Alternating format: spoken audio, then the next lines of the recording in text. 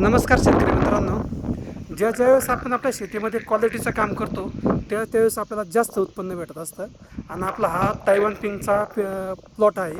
अतिशय जबरदस्त आहे यावर्षी. आणि एवढं ऊन असूनसुद्धा खूप चांगल्या पद्धतीने आपला प्लॉट उभा राहिलेला आहे. आणि आज एक 7 जून तारीख आहे. पाऊस पण पडायला काही भागामध्ये चालू झालेला आहे.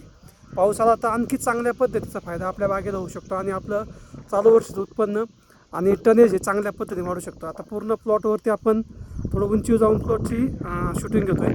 आणि प्लॉट जर पूर्ण पाहिला तर एकसारखा आणि एक क्वालिटीचा प्लॉट आपला उभा राहिलेला आहे.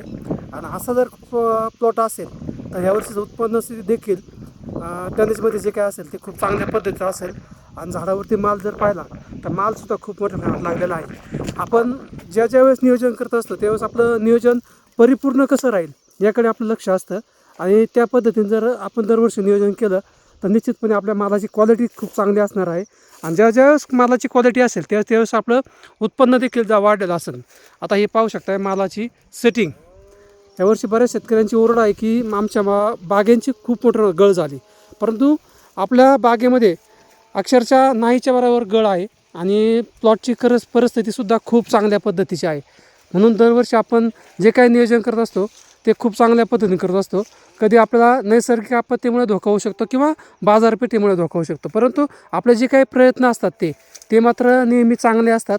आणि चांगल्या क्वालिटीचा माल कसा निघेल याकडे आपलं लक्ष असतं. म्हणून अशा पद्धतीचे प्लॉट जर आले तर निश्चितपणे शेतकऱ्यांचे चांगले पैसे होणार आहेत आणि चांगलं उत्पन्न शेतकऱ्यांना भेटणार आहे.